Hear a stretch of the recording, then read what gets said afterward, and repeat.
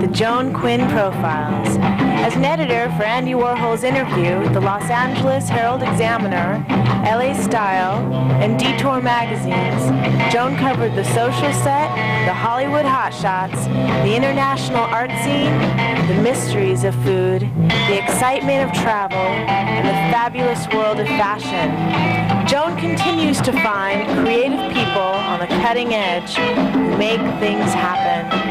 Here's Joan Agajanian Quinn. Hi, I'm Joan Quinn, and welcome to the Joan Quinn Profiles. Waiting to be profiled are director-writer Brandon David and singer-performer Susan Egan. Filmmaker Brandon David was born and raised in Bristol, Connecticut. He graduated from the New York University Film and TV program in 1998, hoping for a career in filmmaking. He finished his 3-picture deal, which is what I think all directors get.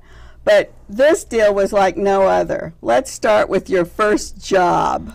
Where was that? My first job? Yes. I don't know if I'd call it a job, but after high school. Leaving high school, I was stealing cars and selling marijuana, transporting it across the country.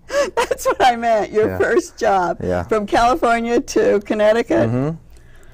And how did that fit into your lifestyle? It's hard to look at you and think you can say things like that. Well, leaving high school, I didn't know what I wanted. I didn't know that I wanted to go to college.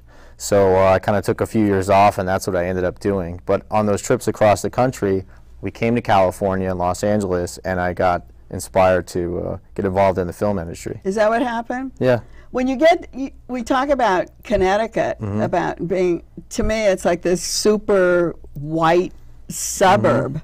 And to hear you describe Connecticut is so different from anything we've ever thought of. And I don't even know where Bristol is. Yeah, most people think of Connecticut, they think of Fairfield County and Greenwich. Oh, that's why. And the well-groomed lawns and the nice suburbs. But Bristol is more of like, I call it a white trash wasteland. A lot of people that live there get angry at me for saying that, but that's where I grew up. Yeah, that's where I grew up, and that's kind of my opinion of that area. Central Connecticut is very run down. So it's central. So it's just, what, 2 hours from New York? Yes. And you were telling me Bristol is known as, nobody knows it except... It's the home of ESPN, so that's where most people know Bristol, Connecticut from. Are more commercial building going on there? Are they moving out? Because it must be close in, actually, you know, when things start moving away. Yeah, you mean for Bristol? business. Yeah, ESPN's pretty much growing in Bristol. I think they're staying put.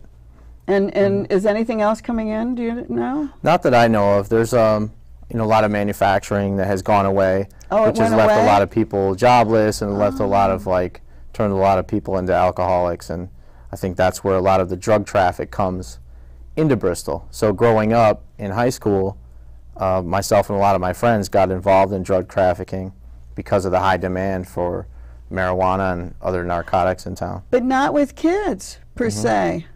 You're talking about older people, right? Yeah, no, definitely a demand from the middle-aged crowd, like people that are out of work or working a very depressing blue-collar factory job. How long were you in California before you decided on a career? A couple of weeks, really. That's all? Yeah, plus the driving across the country with the marijuana and thinking about how cool it would be to make a movie about what we were doing instead of actually doing it. Did you really think about that? I did. So you, in your mind, all this time when you were in high school, probably with thinking, were you writing stories?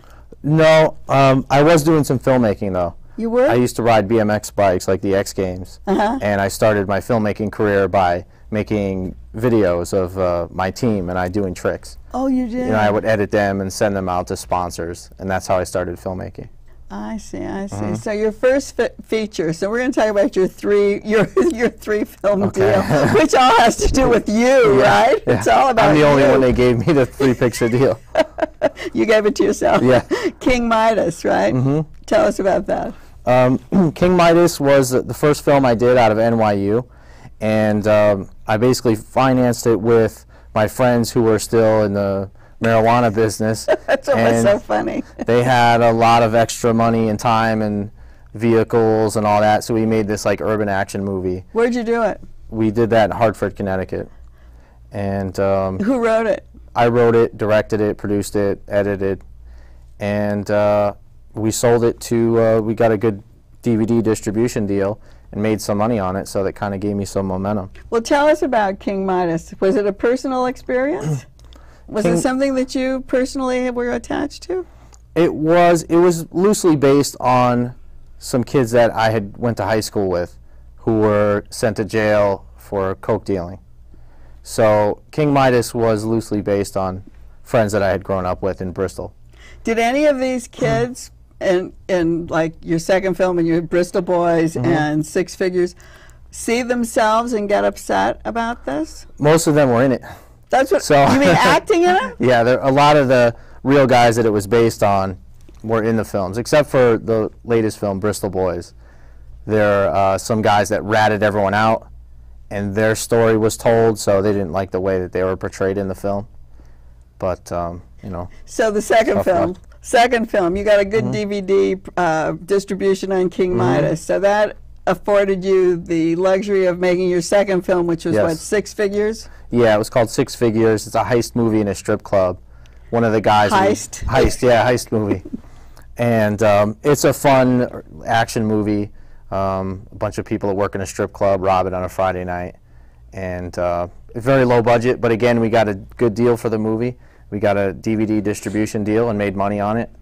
And again, it kept the momentum going. You know, was it personal experience? No, that was more of a movie that I wrote based on... No strip clubs in Bristol? No, but very close by. Actually, a friend of mine owns the strip club that it was filmed in. So, is that right? Yeah. Was it in Connecticut too? It's in Massachusetts. Oh, it's in Massachusetts. Yeah. Okay, so did you pay all of your investors back by the time you made the second film, right? Yeah, on the first two movies, they got paid back, and that's how we got the financing for Bristol Boys. So tell us about Bristol Boys. You wrote it yourself. It says, Bristol Boys, in a small town, drug dealing is big business. Right. Based on a true story. Bristol Boys is based on the friends of mine that I grew up with who got busted by the DEA and the FBI for running a large-scale marijuana enterprise. And when we talk about large-scale, how large-scale? Pretty large-scale. These guys were selling like 100 pounds of pot a month, and they were having it shipped in via FedEx and UPS. So just simple. Yeah, they very had a simple operation. Very well, simple but pretty large scale, you know. And what do you mean, right under everybody's nose is what I meant. Yeah, and a lot of their customers were middle-aged factory worker, construction worker type of guys. This wasn't like a distribution network going through the high schools, which is why I say that Bristol and the central Connecticut area has a very high demand for marijuana and narcotics, and it's not totally coming from the high schools. Did you write yourself into this movie? Are you one of the character? Yeah. No, I'm not. No, like when I left that world per se to pursue my filmmaking career, I sort of became an outsider. Although when I would go home and visit, I was part of the gang, you know, but I just wasn't caught up in the business. How long did it take you to, I'm going to hold this up in case they don't see the poster behind you. How long did it take you to write and film this? I wrote the script in about 3 weeks, the first draft, and then I took it through a couple of screenwriting workshops. And, oh, you did? Yeah. So about a year later, after I wrote the first draft, a year and a half, we were shooting the film. Do you think it's important to go through those film workshops? I think it is. I think. Did it help you? It helped me quite a bit. I took one at UCLA. They say that one is great. That one's great. It's it's just an honest program. There are a lot of salesmen that'll try to get you to sign up for these like screenwriting boot camps. Oh yeah. My personal opinion, I think those are a ripoff. But I think any filmmaker that's going to make their first feature, they should definitely go through some sort of situation. School, or work with I work with Hollywood readers, people that read screenplays for studios. I see. I pay them for their advice too. Oh, so that's good. That was good for you. How did you cast it then? Because you got like some really good people.